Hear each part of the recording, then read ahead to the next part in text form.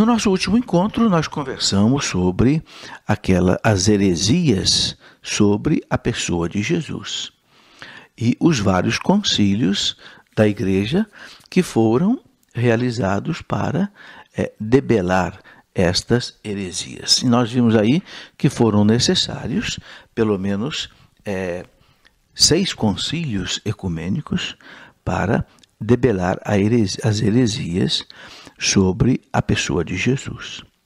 Bem, depois nós tivemos ainda uma 7ª heresia, que foi chamada de iconoclasmo. O que era iconoclasmo? Ícone, você sabe, é uma estampa, é uma figura sagrada, um ícone. Clasmo vem do grego, quer dizer quebra, retirada, extinção. Então, o iconoclasmo quer dizer a quebra das imagens, a retirada das imagens.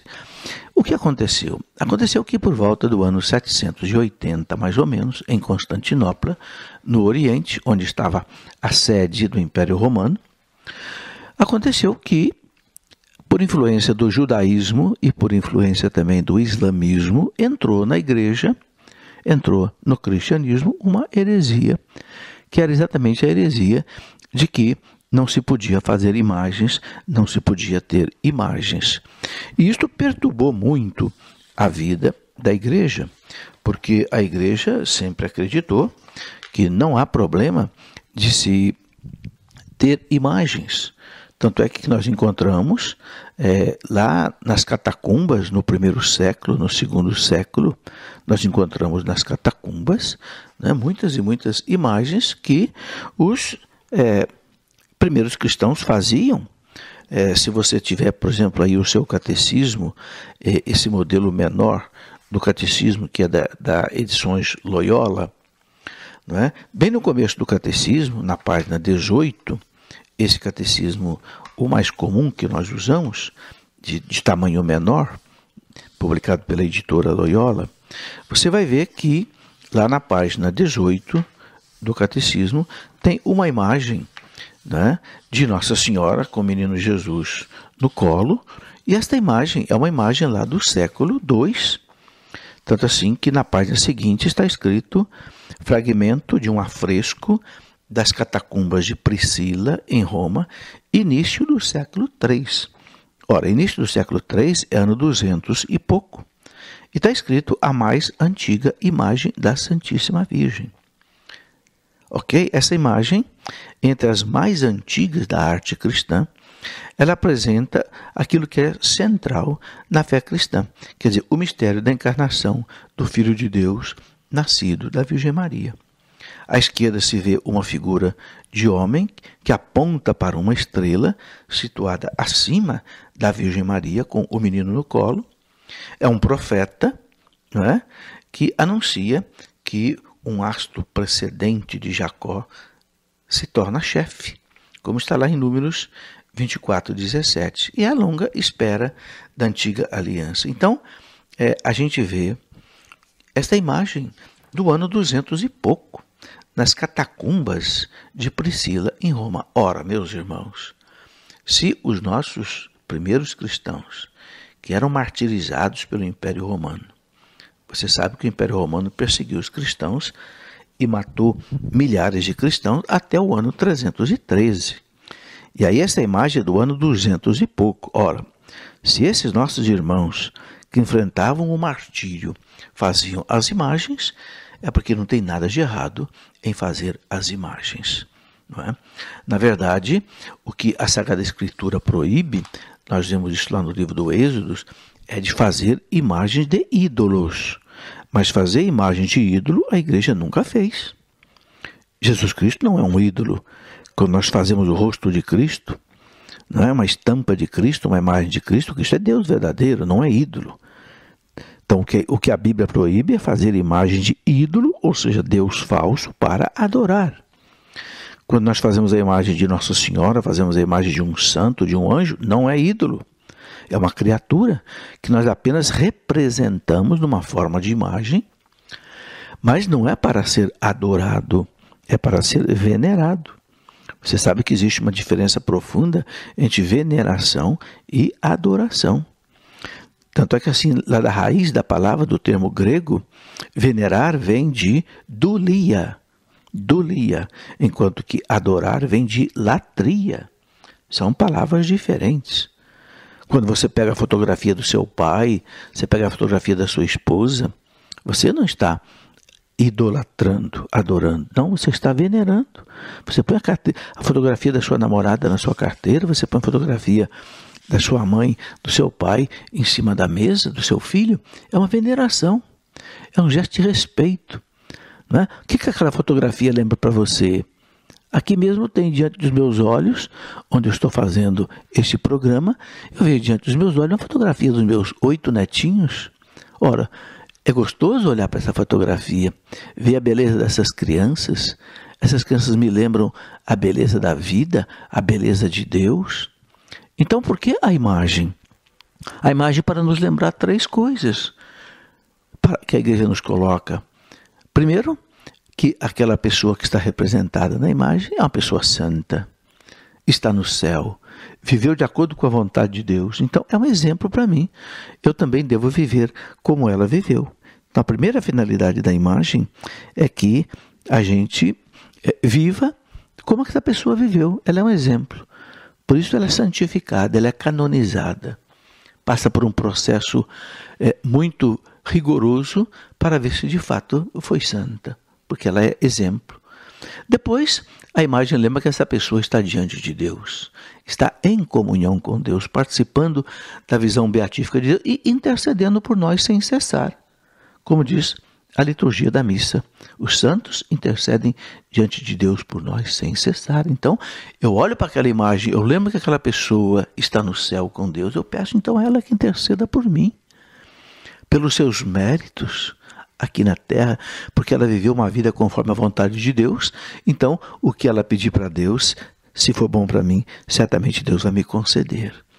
Então, a imagem, primeiro, é para servir de modelo de vida. Segundo, a imagem é para lembrar que aquela pessoa intercede por mim no céu. E terceiro, quando eu dou glória a um santo, eu estou glorificando a Deus. Por quê? Porque ele é santo por causa da graça de Deus. Então, o culto, né, aos santos, à Virgem Maria, não para no santo, na Virgem, vai a Deus. E nós não estamos, repito mais uma vez, adorando a imagem, nós estamos venerando. É muito importante você entender, meu irmão, que uma meia-verdade é pior do que uma mentira. Entenda isso que eu estou dizendo. Uma meia-verdade é pior do que uma mentira. Por exemplo, se eu disser assim, nós não podemos comer, por exemplo, alimento estragado. Está certo? Está certo. Nós não podemos comer alimento estragado. Mas se eu parar a frase na metade, ela fica absurda. Se eu disser, nós não podemos comer e parar aí, é um absurdo. Então todo mundo vai morrer de fome. Então você percebeu que a meia-verdade é pior do que a mentira? É pior do que a mentira. Não comer nada é pior. Então eu posso dizer, nós não podemos beber água suja. Tá certo, não podemos beber água suja. Mas se eu disser apenas nós não podemos beber água, meu amigo, todo mundo vai morrer então de sede. Então Deus não proibiu fazer imagem. Isso é uma meia-verdade. Qual é a verdade inteira? Deus proibiu de fazer imagem de ídolo, de Deus falso. Mas isso nós não fazemos. Nós não temos deuses falsos representados em imagens. É por isso então que no concílio de Nicéia II, que foi no ano 780, a igreja teve que combater, então, esta heresia que proibia de se fazer a imagem de Cristo. E o concílio explicou exatamente isso, visto que o Verbo se fez carne, assumindo uma verdadeira humanidade, o corpo de Cristo era delimitado. Ora, se o corpo de Cristo era delimitado, ele assumiu um corpo, assumiu carne humana, forma humana, então ele poderia ser representado. E também um concílio de Latrão do ano 649 em Roma já tinha dito a mesma coisa, que O corpo de Cristo pode ser desenhado. E aí no 7º Concílio Ecumênico de Nicéia é uma cidade ali próximo de Constantinopla, que foi no ano de 787, a igreja confirmou isso, né? E disse, Deus, que por natureza é invisível, se tornou visível aos nossos olhos. Ora, se ele se tornou visível aos nossos olhos, então eu posso representar esse corpo de Jesus, essa imagem de Jesus, não é? Não tem nada de mais. E venerar a imagem, né, significa respeitar a pessoa. E esse concílio de Nicéia II, ele ensinou muitas coisas com relação às imagens e que eu gostaria aqui de lembrar a você, para que a gente tenha bastante convicção sobre isso, porque eu sei que muitos católicos, infelizmente, influenciados, né, por uma doutrina errada dos irmãos protestantes, pensam que não pode fazer imagem, não pode venerar a imagem como se estivesse idolatrando, como se estivesse adorando. Mais uma vez eu repito, não há adoração de imagens. E Deus não proibiu de fazer imagem. E a prova, meus irmãos, a prova de que Deus não proibiu de fazer imagem é que Deus mandou que Moisés fizesse a imagem de 2 querubins e colocasse essas imagens dos querubins sobre a Arca da Aliança, que hoje para nós é como se fosse o próprio sacrário. Ora, então por que Deus mandou Moisés fazer 2 imagens de querubins e colocar sobre a Arca da Aliança? Porque não é proibido fazer imagem. Inclusive as cortinas do templo de Salomão, Deus mandou que fossem pintadas muitas imagens. E Moisés no deserto, Deus mandou que Moisés fizesse uma imagem de uma serpente e levantaste naquela haste para que todo aquele que olhasse para essa imagem da serpente não morresse da picada das serpentes venenosas. Você lembra bem? Está lá no livro dos Números. E esta serpente levantada na haste simbolizava exatamente Jesus crucificado, que depois vai nos livrar do veneno do pecado. Mais uma imagem. Eu estou colocando para você aqui o último concílio, o 7º Concílio Ecumênico da Igreja, que tratou da pessoa de Jesus, exatamente para combater uma heresia que se chamava iconoclasmo e que queria impedir que se fizesse a imagem de Jesus e a imagem dos anjos e a imagem dos santos. Então, houve, no ano de 781, na cidade de Nicéia, que é uma cidade perto de Constantinopla, o chamado 7º Concílio Ecumênico, né? E esse Concílio Ecumênico aprovou perfeitamente o uso da imagem, né? A imagem sacra, o ícone litúrgico, representa principalmente Cristo. Ela não pode representar o Deus invisível, é claro, não é? Porque esse Deus invisível é incompreensível, mas a partir da encarnação do Filho de Deus, se inaugurou uma nova economia das imagens, um novo plano das imagens. Como disse aqui o Concílio de Nicéia, antigamente Deus, que não tem nem corpo nem aparência, não podia ser de forma alguma representado por uma imagem, mas agora que se mostrou na carne, se encarnou e viveu com os homens, agora eu posso fazer uma imagem daquilo que eu vi de Deus. Com o rosto descoberto contemplamos a glória do Senhor, né? Essa citação é uma citação de São João Damasceno, que foi um grande santo doutor da igreja que defendeu o uso das imagens no concílio de Nicéia II, né? Então o concílio disse o seguinte, para proferir sucintamente nossa profissão de fé, conservamos todas as tradições da igreja. Conservamos todas as tradições da igreja, escritas ou não escritas, que nos têm sido transmitidas sem alteração. E uma delas é exatamente a representação das imagens, que concorda com a pregação da história evangélica, crendo que de verdade e não na aparência, O Verbo de Deus se fez homem, o que é também útil e proveitoso, pois as coisas que se iluminam mutuamente têm, sem dúvida, um significado recíproco.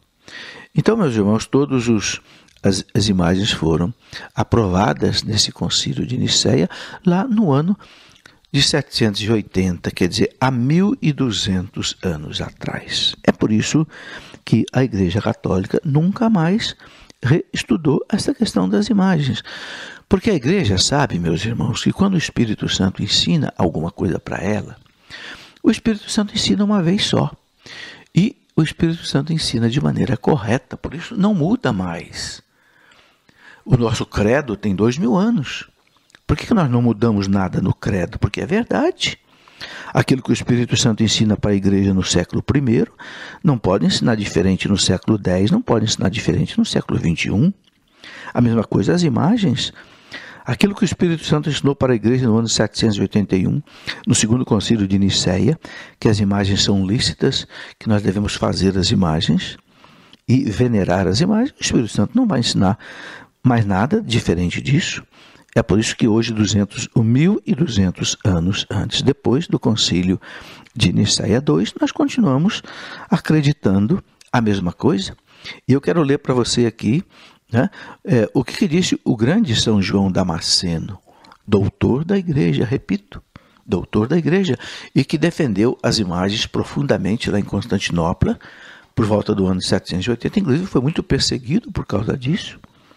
São João Damasceno dizia uma coisa bonita: a beleza e a cor das imagens estimulam a minha oração.